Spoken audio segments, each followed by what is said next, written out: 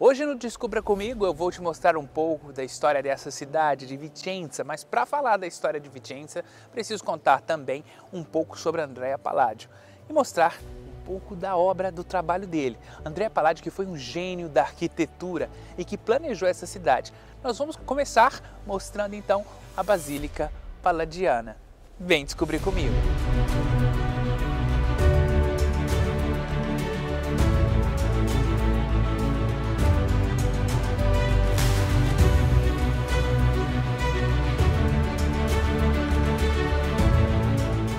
Esse aqui é o famoso Corso Palladio, que leva o nome do arquiteto Andrea Palladio. Importante porque é um dos corsos, uma das ruas principais aqui da cidade. Aqui várias lojas, aqui também escritórios, de advogados, arquitetos. E tem essa imagem com as colunas de Palladio e as pessoas passam por aqui, que também faz parte do cartão postal da cidade de Vicenza. É um ponto que, se você é turista, você não pode deixar de visitar, porque aqui estão várias obras de Andrea Palladio. Olha só, hoje está bem tranquilo, mas nos dias mais movimentados é uma rua muito cheia e todo mundo passeia sempre por aqui. É impressionante aqui de fora a beleza desta basílica. E a gente percebe, aqui da praça, a beleza desse lugar, os detalhes, a riqueza de detalhes. E ela impressiona, deixa a gente assim, com a boca aberta. E isso é um pouco do que acontece quando a gente vê as obras de Palladio, porque a gente pensa nisso há quase 500 anos, Há 500 anos, como isso tudo foi planejado, como isso tudo foi feito com tanto detalhe. E Palladio é justamente isso, detalhe, a importância do detalhe, a geometria, as esculturas, Então é isso que hoje a gente vai ver um pouco mais aqui no Descubra Comigo.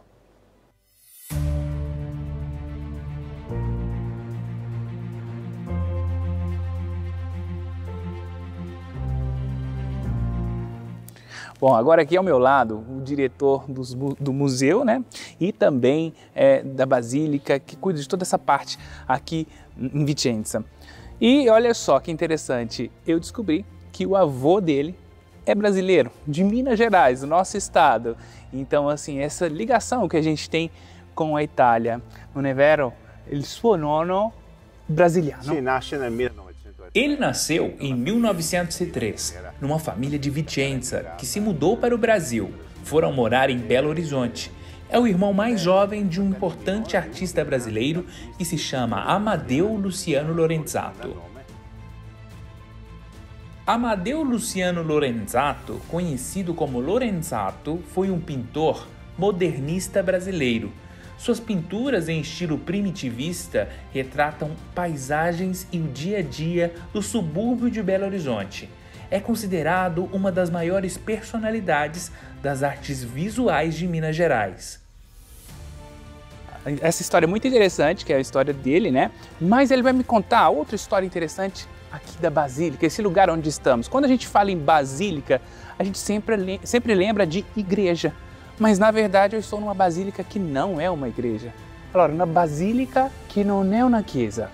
Come mai? No, forse... É um caso único no mundo. A Basílica, que é reconhecida como Patrimônio Nacional da Itália, quando teve a intervenção extraordinária de Palladio, ele quis planejar este lugar como as grandes basílicas da época romana, que eram edifícios multifuncionais, que poderiam abrigar áreas públicas, políticas, comerciais e sociais.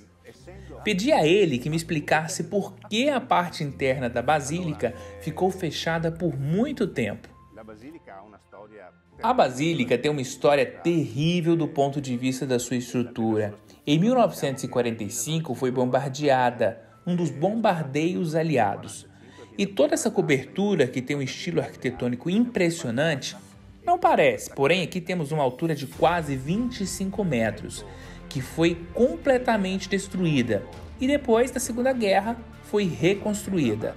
De 2007 até 2012, uma fundação bancária financiou uma reforma que permitiu a abertura desta estrutura para a cidade.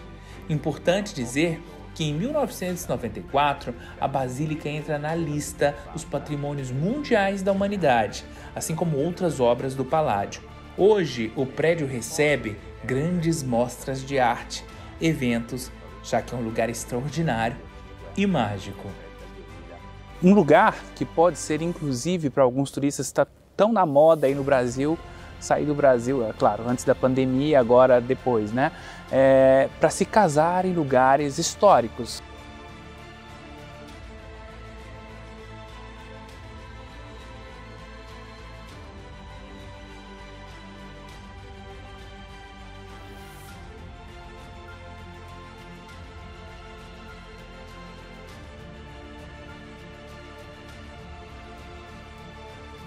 Nesse espaço da Basílica, que é um espaço medieval.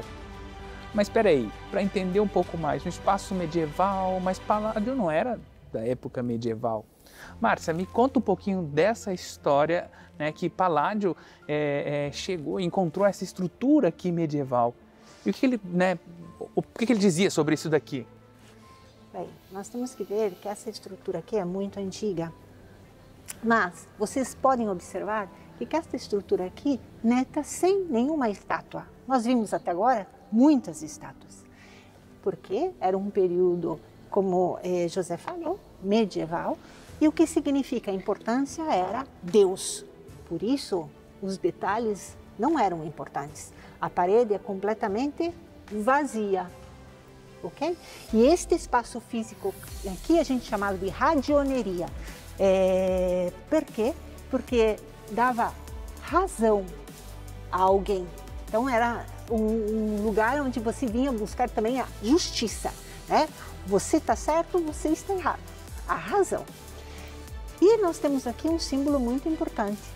Lá em cima, que chama bastante atenção, gente. Olha só, minha sala, enorme sala, chama bastante atenção. Márcia, Sereníssima, que símbolo é esse? O que significa?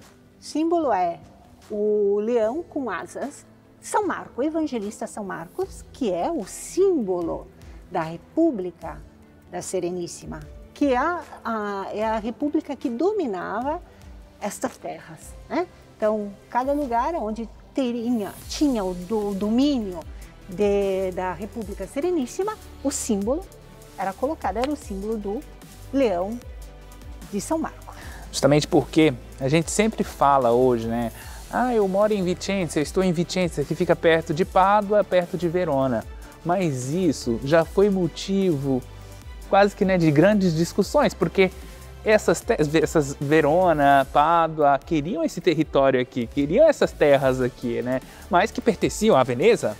Justamente, José, essas terras aqui eram disputadas, porque naquela época eram sempre guerras entre as cidades. Então, Vicenza, tanto Pádua como Verona, as duas cidades aqui, atualmente, são distantes 56 quilômetros de Vicenza, quer dizer, muito perto. E elas queriam essa cidade, mas Veneza pegou o seu domínio.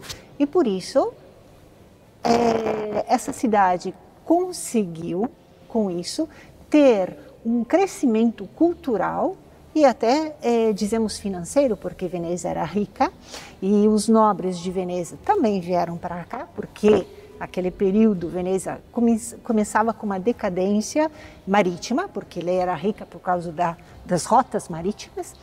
E o que acontece? Palladio surgiu com isso também. Por quê?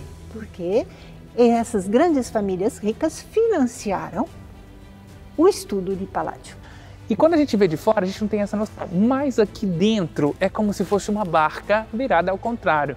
E é justamente essa a ideia, não é mesmo, Márcia? Essa é a ideia mesma de Andrea Palladio. O teto, feito logicamente em lenho, é o projeto de Andrea Palladio, que, se vocês pensam em um navio, né, é a parte baixa do navio, inclinada para poder navegar, justo aquela devida inclinação. E aqui nós temos a parte contrária, quer dizer, como se a gente tivesse que se colocar por terra para ficar no nível de uma nave correta, na posição correta do navio. Isso é muito curioso, daquele período, né, para fazer uma construção que é alta, assim, né, a gente percebe 25 metros. Aqui eu não consigo ter essa dimensão, dessa altura de 25 metros aqui dentro dessa basílica, né, que tem essa estrutura, uma estrutura muito bonita. A gente percebe que é o cartão de visitas da cidade, mas não só da cidade de Vicenza, o cartão de visitas de Andrea Palladio. Por quê? Porque depois dessa obra aqui, a Márcia vai me explicar que algo mudou na vida dele, né? Com certeza. Depois que Andrea Palladio realizou este projeto, o que acontece? Ele conseguiu fazer com que o seu nome fosse famoso para várias famílias nobres daquela época. Porque antes o que acontecia? Ele tinha 3 famílias que patrocinaram ele. Depois deste trabalho, ele teve muitos trabalhos que foram solicitados. Em outras partes, não só em Vicenza, em todo o Vêneto. Márcia, agora a gente chegou aqui nessa parte que é maravilhosa, essas colunas, né? Colunas que são um pouco a marca de Palladio, né? Com certeza, com certeza. Esta parte que estamos percorrendo aqui é o trabalho que Palladio fez. E ele, o que se preocupou de não destruir a obra que já existia, o prédio que já existia, e permitir que a luz continuasse a entrar, né? Porque a luz é muito importante, fazendo esta loja, né? Que é uma forma de falar na arquitetura, que são essas arcadas com este grande corredor. Caminhando por aqui, inclusive debaixo aqui dessas colunas maravilhosas de Andrea Palladio, a gente observa inclusive outras obras que ele arquitetou, como por exemplo aquele palácio ali, né, aquele prédio que é famoso aqui também, né, um palácio muito importante para a época, né? Com certeza, esse é o palácio onde vivia o capitano, que era a pessoa representante do governo da Serenissima. Palácio do Capitaniato. E hoje é a Câmara dos Vereadores. Então, caminhando aqui, a gente percebe a importância histórica desta basílica, não só naquele período de Palladio, mas em outros períodos também. Olha só, ali está escrito, no dia 7 de março de 1867, Garibaldi falava com o povo vicentino, né, invocando Roma como capital da Itália. Agora, Márcia, a basílica, então, é importante em outros períodos históricos para Vicenza, né? Com certeza, sempre. E esse aqui que José apenas relatou para vocês é que Giuseppe Garibaldi, muito conhecido no Brasil, em particular no Rio Grande do Sul, ele foi um dos autores do atual Estado italiano. Por quê? Porque nós estamos nos separando de outros governos e formando um único Estado que hoje é a Itália. Então ele estava pedindo para formar um único Estado sob o domínio de Roma. Vou aproveitar então com a basílica logo aqui atrás, essa imagem maravilhosa que a Márcia nos mostrou e nos contou um pouco dessa história de Palladio e da basílica, para agradecer. Márcia, muito obrigado então por todas as explicações, né, e por mostrar para a gente essas maravilhas de Palladio. Obrigada a você, José, pelo convite. E eu quero convidar todos vocês para virem visitar esta cidade, mas não só a cidade de Vicenza, e todo o território desta província, que é maravilhoso. Nós temos lindas montanhas do Altipiano do Asiago, temos belíssimas cidades que completam a beleza da cidade de Vicenza, que é a capital desta província. Muito obrigado. E com vocês, eu fico por aqui. Até a próxima.